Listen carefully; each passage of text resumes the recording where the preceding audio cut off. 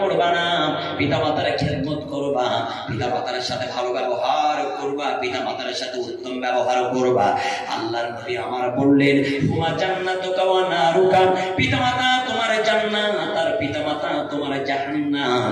নবীজি আমার হাদিস বলছেন যদি কোনো সন্তান বাবা আর মাকে পেয়ে যায় তাহলে তাদের জন্য জান্নাতের দুইটা দরজা খোলা।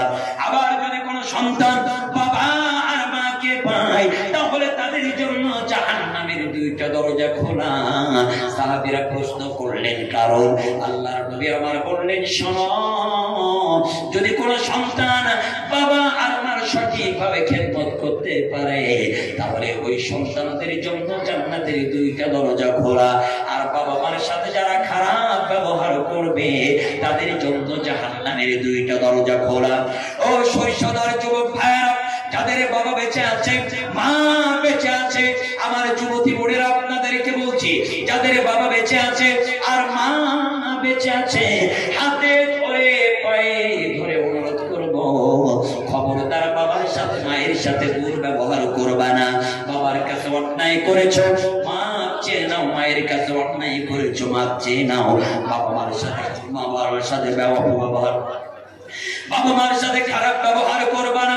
আমি অনেক দেখেছি আমার পৃথিবীতে অনেক হতভাগা সন্তান রয়েছে, কপাল পোড়া দুর্ভাগ্য সন্তান রয়েছে, যারা বাবার সাথে ভালো ব্যবহার করতে পারে না, যারা মায়ের সাথে ভালো ব্যবহার করতে পারে না। বাবার গলা ধাক্কান দিয়ে দিয়ে বাড়ি থেকে বের করে দেয়, মাকে গলা ধাক্কান দিয়ে দিয়ে বাড়ি থেকে বের করে দেয়। যদি তাই না হতো তাহলে আজকে আপনার সমাজে, আপনার দেশে, আমার দেশে বৃদ্ধাশ্রম থাকার কথা ছিল না। আপনাদের দেশের একজন জনপ্রিয় শিল্পী নচিকেতা, নাম শুনেছেন না? নচিকেতা বৃদ্ধাশ্রম নিয়ে একটা গান লিখেছেন, গেয়েছেন।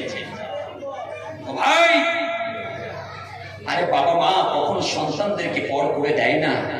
19 সালে যখন করোনা এসেছে, অহরহ নিউজ দেখেছি বাবার করোনা হয়েছে, মায়ের করোনা হয়েছে। বাবা হাসপাতালে, মা হাসপাতালে, চিৎকার করে ছেলেকে ডাক দেয়, মেয়েকে ডাক দেয়। ছেলে মেয়ে করোনা হবে ভয়তে বাবা মার পাশে যায় না, বাবা মাকে দাফন পর্যন্ত করে নাই। কিন্তু আল্লাহর কসম, একটা পত্র পত্রিকার নিউজ সোশ্যাল মিডিয়ায় দেখাইতে পারবেন না ছেলের করোনা হয়েছে, মেয়ের করোনা হয়েছে, কোন বাবা কোন মা ছেলেকে মেয়েকে ফেলায় রেখেছে। একটা নিউজ দেখাইতে পারবেন, একটা নিউজ দেখাইতে পারবেন না যে কোন বাবা কোন মা সন্তানদের করোনার সময় ফেলায় রেখে চলে গিয়েছে। খবরদার, তোমার মা তোমার বাবা তোমার কাছে জীবনের সব চাইতে মূল্যবান সম্পদ হবে। আমি একটা মায়ের জীবনী আমার নিজের চামড়ার চোখে দেখেছিলাম, সেটাই আপনাদের সামনে বলি। একটু মনোযোগ দিয়ে দিনের গানটা দিয়ে শোনার চেষ্টা করবেন ভাইরা। আমি আমার চোখের সামনে দেখতে পেলাম একটা বাড়ির মধ্যে দাউ দাউ দাউ দাউ করে আগুন লেগে গেল। ওই বাড়ির মধ্যে একটা মেয়ে ছিল, ওই মেয়েটার সমস্ত শরীরটা আগুনে একেবারে ঝলসে গেল। মেয়েটার শরীরটা যখন আগুনে ঝলসে গেল, কিন্তু মেয়েটা তাৎক্ষণিক সাথে সাথে মারা গেল না। হাসপাতালে নিয়ে যাওয়া হলো অ্যাম্বুলেন্সের মাধ্যম দিয়ে। হাসপাতালের ডাক্তার নার্সগুলা তার সেবা করার চেষ্টা করলেন, চিকিৎসা করার চেষ্টা করলেন। এভাবেই যখন একদিন পার হয়ে যায়, একদিন যখন পার হয়ে যায়, এই মেয়েটা মারাও যায় না, আবার সুস্থ হয় না। 2 দিন পার হয়ে যায়, এই মেয়েটা মারাও যায় না, সুস্থ হয় না। 3 দিন পার হয়ে যায়, মেয়েটা মারাও যায় না, সুস্থ হয় না। 4র্থ দিনের মাথায় এই মেয়েটার শরীরটা আগুনে ঝলসে যাওয়ার কারণে গোটা শরীরটা ফসকা পড়ে গিয়েছে। শরীরের মধ্যে পানি হওয়ার কারণে ওই শরীরের পানিগুলো শরীরের মধ্যে ফেটে ফেটে ফুসফুসারিগুলো বাহির হচ্ছে। 4র্থ দিনের মাথায় শরীরের মধ্যে একটু পোকা পোকা হয়ে গেল, আর শরীরের গোস্তগুলা একেবারে পচে দুর্গন্ধ হয়ে গেল। ডাক্তার নার্স যখন তার সেবা দেওয়ার জন্য, চিকিৎসার জন্য যেত, নাকে মুখে কাপড় দিয়ে যেত, কিন্তু মেয়েটা একেবারে মুমূর্ষু অবস্থায়, তার শরীর থেকে গোস্তের দুর্গন্ধ বাহির হয়। পঞ্চম দিনের মাথায় এই মেয়েটা আল্লাহর ডাকে সাড়া দিয়ে চলে গেল। একটা নার্স তার কাছে এসে তার উপরে একটা সাদা কাপড় বিছায় দিল। হাসপাতাল থেকে অ্যাম্বুলেন্সে করে বাড়িতে নিয়ে যাওয়া হলো। আমি দেখতে পেলাম অ্যাম্বুলেন্স থেকে একজন নেমে চিৎকার মেরে এইভাবেই বলছে, তোমরা নাকি মুখে কাপড় দাও, তোমরা নাকি মুখে কাপড় দাও। কারণ এই 5টা দিন তার শরীরটা আগুনে ঝলসে যাওয়ার কারণে তার শরীরের গোস্তগুলো একেবারেই পচে দুর্গন্ধ হয়ে গিয়েছে। তোমরা নাকি মুখে কাপড় দাও, এই গোস্তের দুর্গন্ধ সহ্য করলে তোমরা টিকে থাকতে পারবে না। আমার চোখ বলে, আমার চোখে দেখেছিলাম ওই দিন সমস্ত মানুষ, আমরা সহ নাকি মুখে কাপড় দিয়েছিলাম। সবাই নাকি মুখে কাপড় দেওয়ার পরে অ্যাম্বুলেন্সের মধ্য থেকে সাদা সাদা কাপড় দেওয়া লাশখানা বের করলে আমি দেখলাম একজন মা হাউ হাউ করে চিৎকার করে কান্না করতে করতে চলে আসলো। ওই মেয়েটার মুখের কাপড়টা সরিয়ে মা মা মা বলে চিৎকার মেরে জড়িয়ে ধরেছে।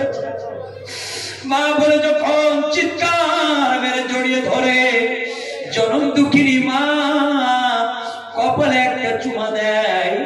আমি দেখতে পেলাম মেয়েটার কপালের গোস্ত খসে খসে মায়ের ঠোঁটের মধ্যে লেগে যায়। ডান চোয়ালিতে চুমো দেয়, ডান চোয়ালির গোস্ত গুলা মায়ের ঠোঁটে লেগে যায়। বাম চোয়ালিতে চুমো দেয়, বাম চোয়ালের গোস্ত গুলো মায়ের ঠোঁটে লেগে যায়। আর বারবার করে ডাক দেয়া বলে, আমি তো তোর মা। আজকে সবাই দুর্গন্ধের কারণে নাকে মুখে কাপড় দেয়, আমি তোর মা। আমার নাকের মধ্যে কোনো গন্ধ যায় না, কারণ আমি তোর 10 মাস 10 দিন গর্ভে ধারণ করেছি। আমি প্রসবের বেদনা সহ্য করেছি, এই পৃথিবীর জমিনে ভূমিষ্ঠ করেছি। 2 বছর 2.5 বছর বুকের দুধ পান করিয়েছি। ও সরিষার তার কলিজার ভাইরা, হাতে ধরে পায়ে ধরে বলে অনুরোধ করে বলছি, আমিও তোমাদের মতন যুবক যাদের বাবা বেঁচে আছে, মা বেঁচে আছে। বাবার পাটা ধরে বাচ্চাও, মায়ের পাটা ধরে বাচ্চাও। এমন একদিন আসবে তোমার বাবার পা ধরে মার পা ধরে বাচ্চার সময় পাবে না। আমি আজকে 3টা বছর হলো আমি আমার জনম দুঃখিনী মাকে হারিয়েছি। মা ফিরে যখন যেতাম আমি আমার মায়ের চাঁদ মুখখানা দেখতাম। আজকে 3টা বছর হয়ে গেল আমি আমার মার চাঁদ মুখ দেখতে পারলাম না।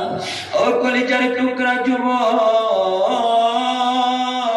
বাবার কাছে অন্যায় করেছো, মার কাছে অন্যায় করেছো। আজকের মাহফিল শেষ করে বাড়ি গিয়ে বাবার পা জড়িয়ে ধরবা, মার পা জড়িয়ে ধরবা, বলবা বাবা ভুল করেছি, মা ভুল করেছি, মাফ করে দাও। তোমার বাবা তোমার মা তোমাকে আদর করে বুকে জড়িয়ে বলবে, বাবা তুই তো আমার কলিজার টুকরা সন্তান।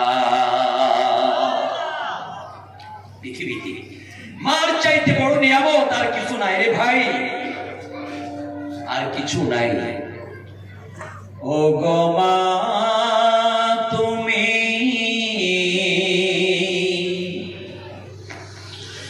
এ ধরণীর শ্রেষ্ঠ নিয়ামত,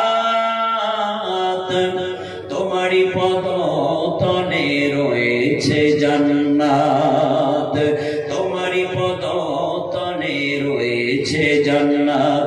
ও গো মা তুমি এ ধরনের শ্রেষ্ঠ নিয়ামত, তোমারই পদতলে রয়েছে জান্নাত, তোমারই পদতলে রয়েছে জান্নাত। এই পৃথিবী থাকলো হলো পাখিহীন, এই পৃথিবী থাকলো মায়ামোহীন, এই পৃথিবী থাকলো হলো পাখিহীন, এই পৃথিবী থাকলো মায়ামোহীন। যদি না পেত মায়ের, যদি না পেত মায়ের মায়ারি হাত, যদি না পেত মায়ের মা হক।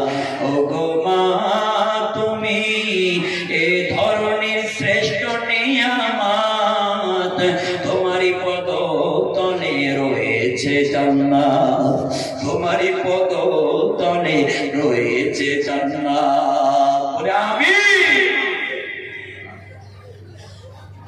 সম্মানিত ভাইরা আমার, একটু দিনের কাছে আলোচনাটা বুঝবেন।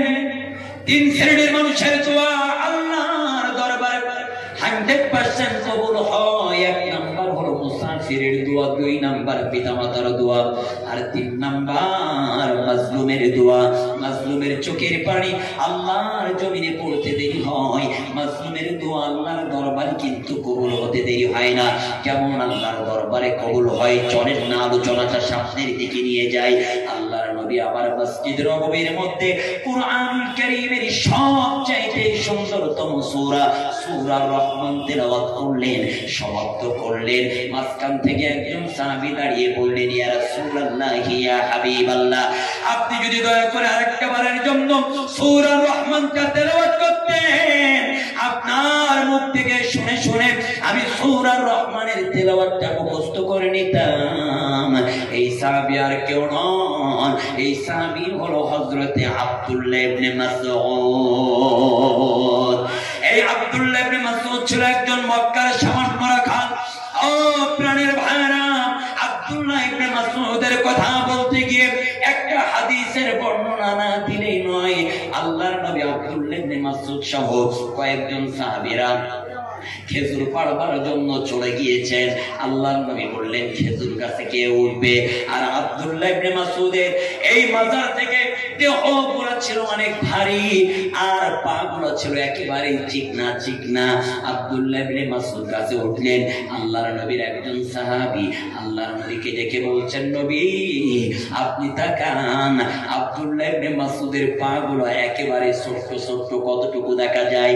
আল্লাহর নবী বললেন, শোনো, আমার আব্দুল্লাহ ইবনে মাসউদের মর্যাদা আমার কাছে এত বেশি, আমার কাছে আমার আল্লাহর কাছে অনেক বেশি।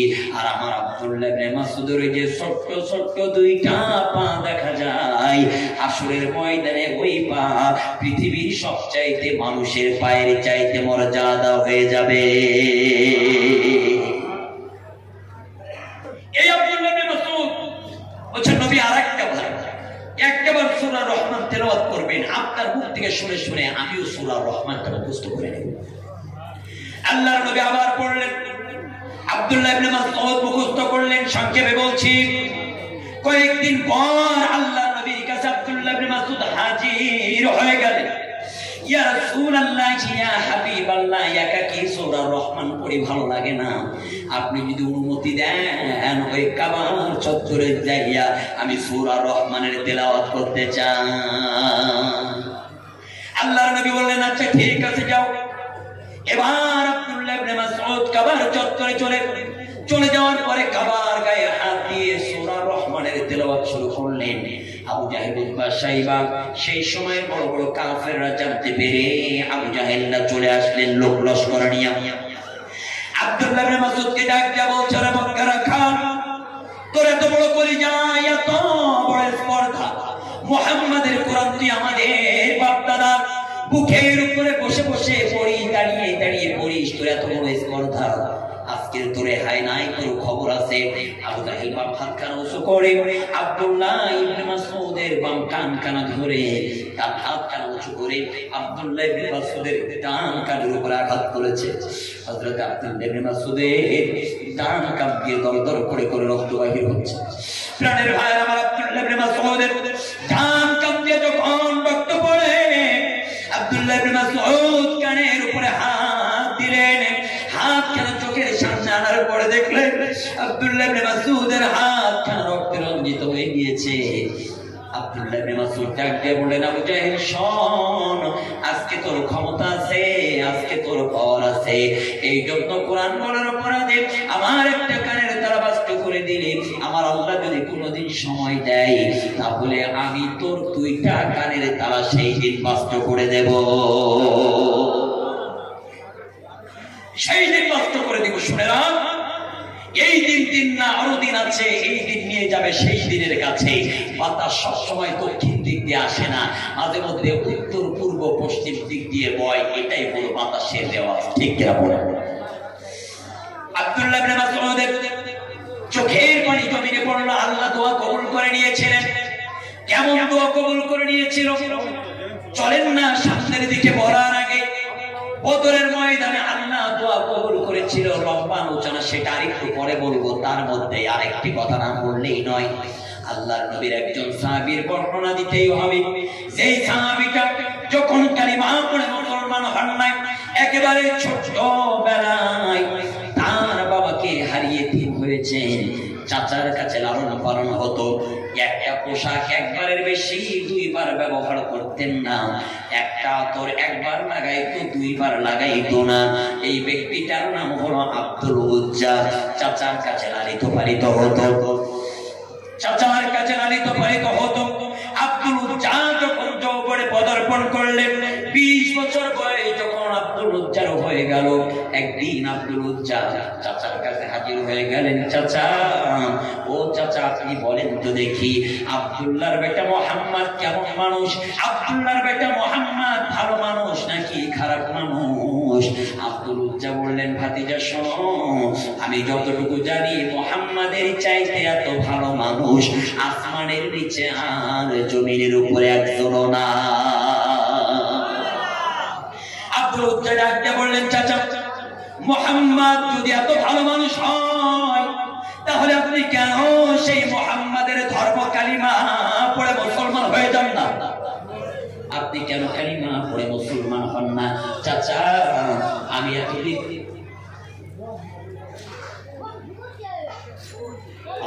চাচা আমি এতদিন মনে করতাম আপনি কালিমা পড়ে মুসলমান হবেন, অথবা আমরা দুইজন একসাথে কালিমা পড়ে মুসলমান হব। চাচা, আপনি যেহেতু কালিমা পড়ে মুসলমান হন নাই, চলেন না আমরা চাচা ভাতিজা দুইজন মিলে একসাথে কালিমা পড়ে মুসলমান হয়ে যাই। আব্দুল উজ্জাকে তারা চাচা ডাক দিয়ে বলে, শোনো, এতক্ষণ যা বলেছ আমি আমার বাপদাদার ধর্মের মুখের উপরে লাঠি মেরে, আমি আমার বাপদাদার ধর্মের মুখের উপরে চুনকানি মেরে ওই মোহাম্মদের নতুন ধর্ম গ্রহণ করতে পারবো না, এটা একেবারে অসম্ভব। আব্দুল উজ্জা বললেন, চাচা, আপনি যদি কালিমা পড়ে মুসলমান না হতে পারেন সমস্যা নাই, আমি এই মুহূর্তে আব্দুল উজ্জা মোহাম্মদের কালিমা পড়ে মুসলমান হয়ে গেলাম। চাচা ডাক দিয়ে বলে, ভাতিজা শোনো, ভাতিজা শোনো, তুমি মুহাম্মাদের কালিমা পড়ে মুসলমান হও, কোনো দুঃখ নাই, কোনো সমস্যা নাই, কিন্তু আমার সয় সম্পত্তির একটা কানা করে কিন্তু তুমি পাবে না। আব্দুল উজ্জা বললেন, আমার কোনো সয় সম্পত্তির দরকার নাই, আমি মুহাম্মাদের কালিমা পড়ে মুসলমান হয়েছি। এই বলে আব্দুল উজ্জা চলে যাচ্ছে। চাচা পিছন দিকে ডাক দেয়, ভাতিজা দাঁড়াও। আব্দুল উজ্জা দাঁড়িয়ে গেল, বলছে, ভাতিজা, তোমার পরনে যে কাপড়টা রয়েছে এই কাপড়টাও তো আমার দেওয়া। এবার আব্দুল উজ্জাকে বললো, কাপড়টা খুলে ফেলো। আব্দুল উজ্জা কাপড়টা খুলে ফেললেন, আবার হাঁটা শুরু করলেন, আবার দেখলেন, ও আব্দুল উজ্জা, তোমার পরনে যে লুঙ্গিটা রয়েছে এটাও তো আমার দেওয়া, এটাও খুলে ফেলো। এবার চোখের পানি ছেড়ে দিয়ে আব্দুল উজ্জা কান্না করতে করতে ওই লুঙ্গিটাও খুলে ফেলে দিলেন। লজ্জা স্থান হাত দিয়ে ঢেকে হাতে হাতে পা পা করে মার কাছে চলে গেলেন। জনম দুঃখিনী মাকে ডাক দেয়, মা, ও মা, বাড়িতে আছো নাকি? মা বাইরে এসে দেখলেন একেবারে 20 বছরের তাগড়া নওজোয়ান আব্দুল উজ্জা উলঙ্গ অবস্থায় দাঁড়িয়ে রয়েছে। মা চোখের উপরে হাত দিয়ে বলল, বাবা, তোমার এই অবস্থা কেন? আব্দুল উজ্জা বললেন, মা, আমি মুহাম্মাদের কালিমা পড়ে মুসলমান হওয়ার কারণে আমার চাচা সব সয় সম্পত্তি থেকে বঞ্চিত করে আমার শরীরের কাপড় পর্যন্ত খুলে নিয়েছে। এবার মার কাছে ডাক দিয়ে বলে, মা, আমি নবীর কাছে যেতে চাই, সামান্য একটা কাপড় আমার লজ্জা স্থানটা ঢাকার মতন দাও। এবার মা একটা বস্ত্র দিলেন, সেটা ছেঁড়া কাটা ফাটা, ওই বস্ত্রটা পরে নবীজির কাছে চলে গেলেন। আল্লাহর নবীর একদিন দুই দিন কয়েকদিন পর নবীজির সামনে হাজির হলো। আল্লাহর নবীর সামনে যখন আব্দুল উজ্জা বসলেন, বসার পরে বলছেন, কে তুমি, তোমার নাম কি, তোমার পরিচয় কি? আব্দুল উজ্জার চোখ গোলাপত্রের মধ্যে চলে গেল, কয়েকদিন খায় নাই, মাথার চুলগুলো এলোমেলো, ধুলা বালি সব জড়িয়ে গিয়েছে। আব্দুল উজ্জা বললেন, ইয়া রাসূলুল্লাহ, আমি একজন হতভাগা, আমি ইতিম, আমি আমার চাচার কাছে লালিত পালিত হতাম। আপনার কালিমা পড়ে মুসলমান হওয়ার কারণে সব বিস্তারিত বললেন, সংক্ষেপে বলে দিচ্ছি। এই জন্য আপনার কালিমা পড়ে মুসলমান হয়েছে বলে আমার চাচা আমাকে বের করে দিয়েছে। আল্লাহর নবীকে বললেন, নবী, আপনার হাতটা দিয়ে আমার কালিমা পড়ে মুসলমান বানিয়ে দেন। আব্দুল উজ্জাকে কালিমা পড়ে মুসলমান বানিয়ে আল্লাহর নবী আমার বললেন, আব্দুল উজ্জা, শোনো শোনো আব্দুল উজ্জা, এতদিন তোমার নাম ছিল আব্দুল উজ্জা, আজকের পর থেকে তোমার নাম হলো আব্দুল্লাহ জুল বাজাদাই। সুবহানাল্লাহ। আজকের পর থেকে তোমার নাম হলো আব্দুল্লাহ জুল বাজাদাই। আল্লাহর নবী আমার আহলে সুফার সাহাবীদেরকে বললেন, যাও তোমার ভাইকে আহলে সুফায় নিয়ে গোসল করিয়ে খাদ্য খাওয়াও, আর সুন্দর করে ইয়াতলু আলাইহিম আয়াতি, সুন্দর করে করে কুরআনুল কারীম তেলাওয়াত করে শিখিয়ে দাও। আব্দুল উজ্জা ওরফে আব্দুল্লাহ জুল বাজাদাইনকে কুরআনুল কারীম তেলাওয়াত করা শিখিয়ে দিলেন। কিন্তু আব্দুল্লাহর সমস্যা হলো, আব্দুল্লাহ যখন কুরআনুল কারীম তেলাওয়াত করতেন আস্তে আস্তে পড়তে পারতেন না। আব্দুল্লাহর কণ্ঠে যত জোর ছিল তত জোরে আব্দুল্লাহ কুরআনুল কারীম তেলাওয়াত করতেন, যত জোর ছিল তত জোরে কুরআনুল কারীম তেলাওয়াত করতেন। একদিন সাহাবীরা হাজির, ইয়া রাসূলুল্লাহ, ইয়া হাবিবাল্লাহ, ও নবী, ও নবী, ইয়া রাসূলুল্লাহ, আপনার সাহাবী আব্দুল্লাহ এত জোরে জোরে কোরআন পড়ে, আমাদের খুব বেশি সমস্যা হয়। আল্লাহর নবী সাহাবীদেরকে বললেন, সাহাবীরা শোনো, আমার আব্দুল্লাহর ঈমানটা অনেক চড়াই মজবুত দিয়ে কিনা, আমার আব্দুল্লাহ যত জোরে পারে তত জোরে কোরআন পড়ো, যত জোরে পারে তত জোরে কোরআন তেলাওয়াত করো। ভাইরা আমার, চলেন না আলোচনার একটু সামনের দিকে না নিলে আলোচনাটা আপনারা বুঝবেন না। এবার তাবুকের যুদ্ধের ডাক চলে আসলো। আব্দুল উজ্জা তখন কালিমা পড়ে মুসলমান হয়েছেন। আল্লাহর নবী আমার সাহাবীদেরকে বললেন, তাবুকের যুদ্ধের জন্য তোমাদের যার কাছে যা আছে তোমরা দান করবা। আল্লাহর নবীর কথা শুনে আব্দুল্লাহ জুল বাজাদাইন সবেমাত্র কালিমা পড়ে মুসলমান হয়েছে। টাকা নাই, সয় সম্পত্তি কিছু নাই, একেবারে মাথা নিচু করে বসে রয়েছে। সব সাহাবীরা দান করবার জন্য প্রতিযোগিতা শুরু করে দিলেন, সবাই দান করবার জন্য প্রতিযোগিতা শুরু করে দিলেন। হযরত ওমর ইবনুল খাত্তাব এবার মনে মনে বলে, সব জায়গায় আমার ভাই আবু বকর দানের ক্ষেত্রে এগিয়ে যায়, আজকের সময় এসেছে এই তাবুকের যুদ্ধের ময়দানে মনোযোগ দিয়ে শুনবেন। এই তাবুকের যুদ্ধের ময়দানে আমি আবু বকরের চাইতে দানের ক্ষেত্রে আগে উঠতে চাই, কারণ আমার সম্পদের অভাব নাই, সবাই দান করে। এমনকি আমার মা মহিলা সাহাবী যারা ছিল, সাহাবীরা মহিলা সাহাবীরা পর্যন্ত নাকের নলক খুলে খুলে নবীজির সামনে হাজির করেছিল, কানের দুল খুলে খুলে হাজির করেছিল। উট দুম্বা মহিষ যোদ্ধা যারা ছিল নবীজির সামনে হাজির করেছিল, মা বোনেদের স্বর্ণ অলংকার হাজির করেছিল। আল্লাহর নবীর সব সাহাবীরা টাকা পয়সা স্বর্ণ অলংকার হাজির করলো। এবার আল্লাহর নবীর সাহাবী আবু বকর দান করলেন, ওমর দান করলেন, উসমান দান করলেন। আল্লাহর নবী বললেন, আজকে দানের ক্ষেত্রে প্রতিযোগিতায় কে খুশি হয়েছে আর কে এক নাম্বার হয়েছে। আল্লাহর নবী সবার রেজাল্ট দিতে দিতে বললেন, শোনো, আজকের দানের ক্ষেত্রে এক নাম্বার হয়েছে আমার আবু বকর। কারণ আল্লাহর নবী বলছে, ওমর তুমি কতটুকু দান করেছো?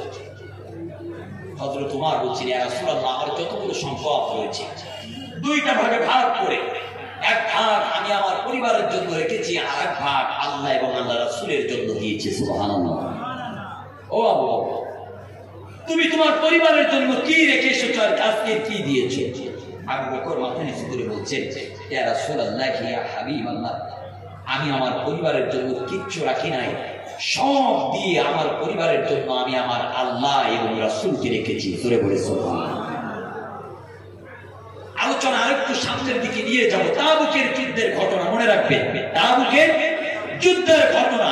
আবার মজলুমের চোখের পানি আল্লাহর দরবারে কবুল হয় আব্দুল্লাহ ইবনে মাসউদের সেই ঘটনা কেমন কবুল হয়েছিল। কষ্ট পাচ্ছেন না তো আপনারা? সম্মানিত ভাইরা, কেউ উঠা বসা করবেন না। আমি আজকে দেখতে চাই আশারে মুবাশশারার অন্যতম 10 জন সাহাবী। আল্লাহ নবী ডাক দিলেন আবু বকর, ওমর, উসমান, আলী, আব্দুর রহমান ইবনে আউফ, সবাই আসো। এই 10 জন সাহাবীকে আমি এই দুনিয়ার জমিন থেকে জান্নাতের সার্টিফিকেট দিয়ে দিলাম। এই 10 জন সাহাবী হলো এই দুনিয়ার জমিন থেকে জান্নাতি। জোরে বলে সুবহানাল্লাহ, আর জোরে বলে সুবহানাল্লাহ।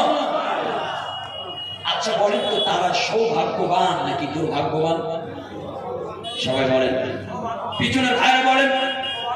অবশ্যই তারা সৌভাগ্যবান। এখন আপনারা সৌভাগ্যবান মানুষদের সাথে থাকবেন নাকি দুর্ভাগ্যবান মানুষদের সাথে থাকবেন? এখন সৌভাগ্যবান মানুষদের সাথে থাকবেন, দুর্ভাগ্যবান মানুষদের সাথে থাকবেন না। আর একটা হাদিস না বললেই নয়, আল্লাহর নবী আমার বলেন, একজন মানুষ মারা যাওয়ার সাথে সাথে দুনিয়ার সমস্ত অফিস আদালতের দরজা বন্ধ হয়ে যায়। শুধুমাত্র 3টা কাজের বিনিময়ে সওয়াব পাবে মারা যাওয়ার পরে কবরের মধ্যে বসে। তার মধ্যে 1 নাম্বার, সেইটা হলো সদকায়ে জারিয়ার কাজ, মসজিদ তৈরি করা অথবা মাদ্রাসার জন্য সাহায্য সহযোগিতা করা। আমি আজকে দেখতে চাই আল্লাহর নবী আমার বলেন, যারা মসজিদ মাদ্রাসা তৈরি করবে জান্নাতের মধ্যে তাদের জন্য আমার আল্লাহ একটা ঘর বানিয়ে দিবেন। জান্নাতের মধ্যে যারা ঘর চান আর যারা সৌভাগ্যবান আশারে মুবাশশারাদের সাথে জান্নাতি হতে চান, আমি আজকের 10 জন ভাইকে দেখতে চাই আশারে মুবাশশার অন্যতম সৌভাগ্যবান ব্যক্তিদের সাথে জান্নাতি হবেন, জান্নাতে থাকবেন। আবু বকরের সাথে 10 জন ভাইয়ের মধ্যে 1 নম্বর কোন ভাই রয়েছেন? নবীর মাদ্রাসার জন্য আবু বকরের সাথে জান্নাতি যদি হতে চান, আবু বকরের সাথে জান্নাতি যদি হতে চান, নগদে হোক বাকিতে হোক, নবীর মাদ্রাসার জন্য 20,000 টাকা, 20,000 টাকা, 20,000 টাকা। কোন মায়ের সন্তান রয়েছেন? হাত তুলে বলেন, হুজুর আমার মা নাই, আমার বাবা নাই, আমার বাবার জন্য দোয়া করবেন, মায়ের জন্য দোয়া করবেন। আমার বাবার জন্য, আমার মায়ের জন্য নবীর মাদ্রাসায় 20,000 টাকা দান করতে চাই। কোন সৌভাগ্যবান? একটু হাত দেখান, তাড়াতাড়ি দেখান। আমি দেখতে চাই সৌভাগ্যবান ব্যক্তি কে আছেন। বাকিতে হোক নগদ হোক 20,000 টাকা দিবেন। কে আছেন ভাই? কে আছেন? একটু তাড়াতাড়ি। নগদ হোক বাকিতে হোক নবীর মাদ্রাসার জন্য 20,000 টাকা দিবেন। একটু তাড়াতাড়ি দেখতে চাই কোন সৌভাগ্যবান ব্যক্তি আছেন। বাকিতে হোক নগদে হোক দিবেন। আপনার দান কোনদিনের জন্য বেফারে যাবে না। আল্লাহ পাক রব্বুল আলামিন আপনার বাবা আপনার মার জিন্দেগির গুনাহগুলো মাফ করে দিবেন। আচ্ছা 10 করে কমাই দিলাম, আর 10,000 করে 10 জন ব্যক্তি আমি দেখতে চাই। তার মধ্যে 1 নম্বর আশারে মুবাশশারার আবু বকরের সাথে আল্লাহ জান্নাত দিবেন। 1 নম্বর ব্যক্তি হাত তোলেন, আর নবীর মাদ্রাসার জন্য 10,000 টাকা দান করবেন। কে আছেন ভাই? একটু দ্রুত হাত তোলেন না। 10,000 টাকা, 10,000 টাকা নবীর মাদ্রাসার জন্য দিবেন। অনেকের বাবা নাই, অনেকের মা নাই, অনেকেই সন্তান হারিয়েছেন। আমার মা বোনেরা, আপনাদেরকে বলছি, অনেকেই স্বামীর সাথে ভালো সম্পর্ক নাই। কে আছেন? কে আছেন? 10,000 টাকা দিবেন। একটু দ্রুত হাত দেখান। 10,000 টাকা, 10,000 টাকা। আচ্ছা 5,000 করে দিলেন, 5,000। আচ্ছা 10,000 টাকা। কে আছে? আচ্ছা আলহামদুলিল্লাহ 10,000 টাকা। কে আছে? 10,000 টাকা। একজন সৌভাগ্যবান মানুষ একটু হাতটা তুলে দেখান। আল্লাহর নবীর মাদ্রাসার জন্য 10,000 টাকা দিবেন। কে আছেন ভাই? একটু দ্রুত হাত দেখান। নবীর মাদ্রাসার জন্য 10,000 টাকা দান করবেন। এই দান কোনো দিনের জন্য বিফলে যাবে না। আল্লাহ মৃত স্বামী ও শাশুড়ির জন্য 10,000 টাকা। তহুরা বেয়া, মৃত স্বামী, শ্বশুর ও শাশুড়ির জন্য দোয়ার জন্য। নারে তাকবীর, নারে তাকবীর। মৃত স্বামী শাশুড়ির জন্য 10,000 টাকা নবীর মাদ্রাসায়। নারে তাকবীর, আর জোরে বলি নারে তাকবীর। আল্লাহ তাআলা আপনি আপনার বান্দির জিন্দেগির গুনাহগুলো মাফ করে দাও। তার আপনজন যারা বিদায় নিয়ে চলে গিয়েছে গিয়েছেন, সকলের কবরের আযাবগুলো মাফ করে দাও, আয় রোজগারে বরকত দান করো, বালা মুসিবতগুলো দূর করে দাও। আল্লাহ তাআলা পরিবারের মধ্য থেকে যারা বিদায় নিয়ে চলে গিয়েছেন সকলের কবরখানা মাফ করে দাও। আসেন ভাই আসেন, একজন ব্যক্তি একজন বোন পাওয়া গেল, পুরুষ মানুষ কে আছেন, নবীর মাদ্রাসার জন্য 10,000 টাকা দান করবেন। আর সাদাকাতুল তারাদ্দুল বালান যে দিবেন উঠে দাঁড়াবেন, সমস্যা নেই।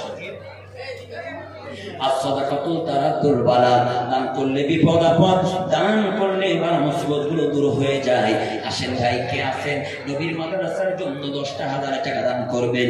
একবারের জন্য হাত তুলে বলেন, হুজুর আমার বাবা নাই, আমার মা নাই, আমার বাবার জন্য আমার মায়ের জন্য 10,000 টাকা করে দান করলাম। নারায়ে তাকবীর, নারায়ে তাকবীর। আল্লাহ তাআলা আপনার একজন বান্দা নাম বলেন নাই 20,000 টাকা নবীর মাদ্রাসায় দান করলো, আপনি দান কবুল করো, রোজগারে বরকত দান করো, বালা মুসিবতগুলো দূর করো, পরিবারের উপর থেকে যাবতীয় বিপদ আপদ বালা মুসিবতগুলো দূর করে নাও। আল্লাহ তাআলা দান করেছেন, আমার ভাইকে কবুল আর মঞ্জুর করে নাও। আসেন ভাই দুইজন হলো, আর কে আছেন কে আছেন, খুব তাড়াতাড়ি 10,000 করে টাকা দান করবেন নবীর মাদ্রাসার জন্য, 10,000 করে টাকা দান করবেন নবীর মাদ্রাসার জন্য। আপনার বাবার নামে আপনি 10,000 টাকা দিবেন, আপনার বাবা নাই, অথচ সেই বাবা আপনার জন্য কত কষ্ট করলো, আপনার মা নাই, আপনার মায়ের জন্য আপনি 10,000 টাকা দান করবেন, আপনার মা আপনার জন্য কত কষ্ট করলো। কে আছেন ভাই কে আছেন, 10,000 করে টাকা, 10,000 করে টাকা, 10,000 করে টাকা দান করবেন। দিয়ে ধন কেড়ে নিতে কতক্ষণ, আল্লাহ কিন্তু ধন দেন আবার কেড়ে নিতে সময় লাগে না। কে আছেন ভাই 10,000 টাকা, আশারা মুবাশশারার 10 জন সাহাবীর মধ্যে 2 জন পেলাম, বাকি আছে 8 জন। কে আছেন মারহাবা, জোরে বলি নারায়ে তাকবীর, নারায়ে তাকবীর। ভাই 10,000 টাকা নবীর মাদ্রাসার জন্য, বিশ্বাস করেন এই দান কোনোদিন বেফলে যাবে না। আপনার দুনিয়ার সব দান বেফলে যেতে পারে, এই দান বেফলে যাবে না। আচ্ছা, মাদ্রাসার সভাপতি সেক্রেটারি যারা আছেন আপনারা একটু কথা বলেন, আপনারা যদি আগে না দান করেন, উৎসাহিত না করেন, জনগণ তো শুনবে না। আপনারা দয়া করে একটু কথা বলেন, আপনি কি মাদ্রাসা? জি আচ্ছা, মাদ্রাসার কেশিয়ার সেক্রেটারি যে প্রতিষ্ঠান, আপনার নামটা আগে রেখে বলেন। আচ্ছা জোরে বলি মারহাবা। আচ্ছা সবাই আপনারা আগে দিলে জনগণ উদ্বুদ্ধ হবে। কে আছেন? আচ্ছা 10,000 করে টাকা দিবেন নবীর মাদ্রাসার জন্য। এই দান কোনদিনের জন্য ফলে যাবেন না। বাবা নাই মা নাই, as-sadaqatu taraddul bala, বাবার জন্য মায়ের জন্য দান করবেন। একটু মনটা নরম করেন। আমার মা বোনদের হৃদয়টা অনেক বড়, আমার মা বোনদের মনটা অনেক বড়।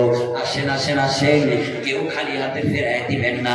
নবীর মাদ্রাসার জন্য মনটা নরম করে আশারে মুবাশশারা 10 জন সাহাবীর মধ্যে 8 জন এখনো বাকি আছে, এখনো 2 জন হলো। কে আছেন 10,000 টাকা বাকিতে অথবা নগদে হোক? নারায়ে তাকবীর, জোরে বলি মারহাবা, আর জোরে বলি মারহাবা। আল্লাহ তাআলা আপনার একজন বান্দা নাম বলেন নাই 10,000 টাকা দান করলো, 3 নাম্বার ব্যক্তি পেয়ে গেলাম, 3 নাম্বার ব্যক্তি পেয়ে গেলাম। আপনি তার দান কবুল করো, এর বরকত দান করো, বালা মুসিবতগুলো দূর করো। আসেন ভাই আসেন, আপনারা কি আছেন?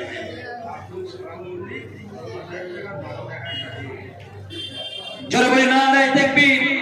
আব্দুল সালাম মল্লিক, জোরে বলি মারহাবা, আর জোরে বলি মারহাবা মারহাবা। আব্দুল সালাম মল্লিক নগদে 1,000 টাকা দান করেছেন, বাকিতে 10,000, মোট 11,000। 4 জন ব্যক্তি পাইলাম। আল্লাহ তাআলা আব্দুল সালাম ভাইকে কবুল করো, ইসলামের জন্য কবুল করে নাও। পরিবারের উপর থেকে যাবতীয় বিপদ আপদ বালা মুসিবতগুলো দান দূর করে দাও। আল্লাহ তাআলা ব্যবসা বাণিজ্যে বরকত দাও। 4 জন, আর বাকি আছে 6 জন। কে আছেন ভাই কে আছেন? 6 জন ব্যক্তি বাকি আছেন। 5 নাম্বার কোন সৌভাগ্যবান ব্যক্তি আছেন? আশারে মুবাশশারার সাথে জান্নাতে যেতে চান, সৌভাগ্যবান ব্যক্তি হতে চান। 5 নাম্বার কে আছেন? একটু দ্রুত হাত দেখান, মনটা নরম করে বলেন হুজুর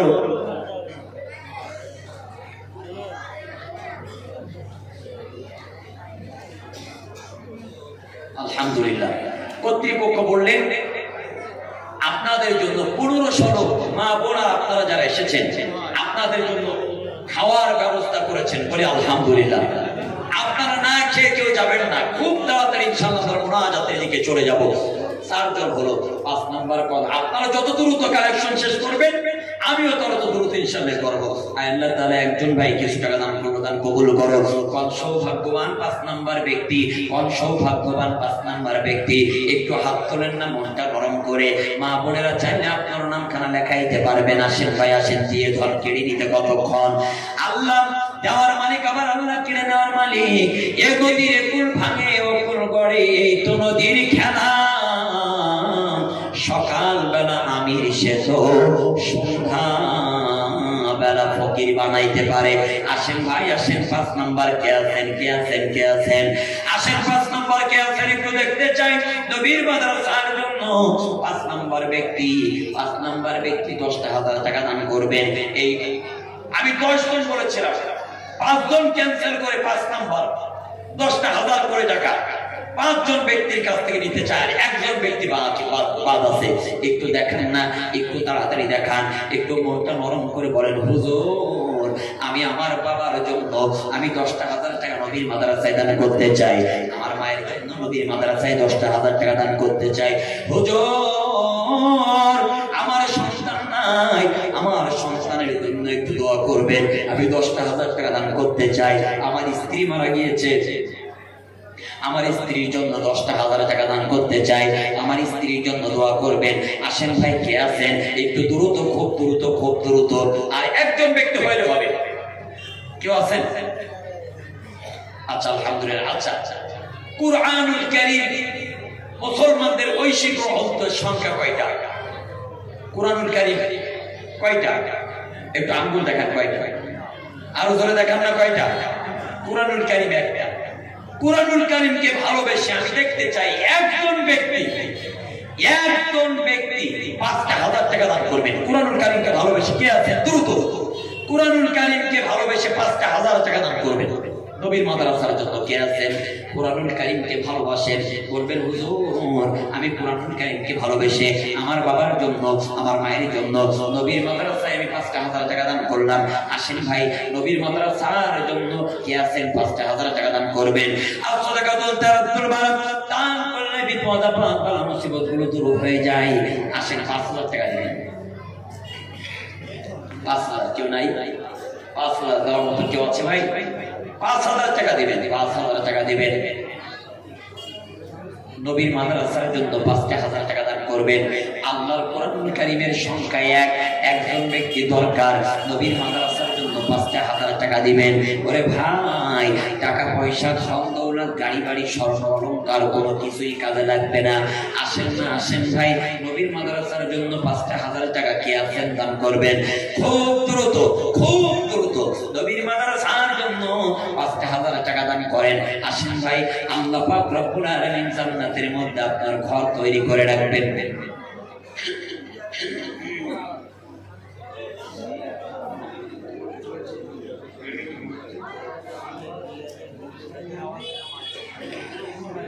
মৃত আলহাজ মনসুর আলী মল্লিক, মৃত উম্মে হানি বিবি,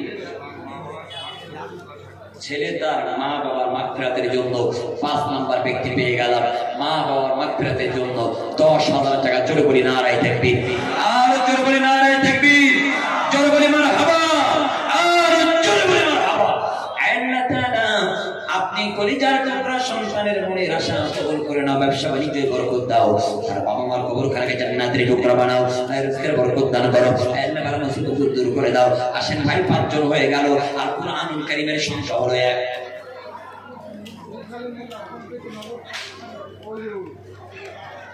কুরআনুল কারীমের সম্মানতে আব্দুল খালেক মোল্লা ভোট পেতে নগদে 5,000 টাকা। জোরে বলি মারহাবা, আর জোরে বলি মারহাবা।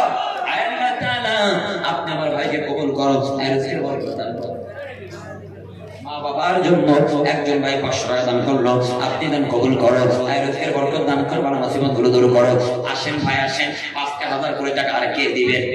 আচ্ছা এবার আপনারা একটু কথা বলবেন। কুরআনুল কারীমের মধ্যে পাড়ার সংখ্যা কয়টা? সবাই বলেন, জানেন না? আপনারা জানেন না? কোরআনুল কারীমে পাড়ার সংখ্যা কয়টা? 30টা পাড়া। আল্লাহ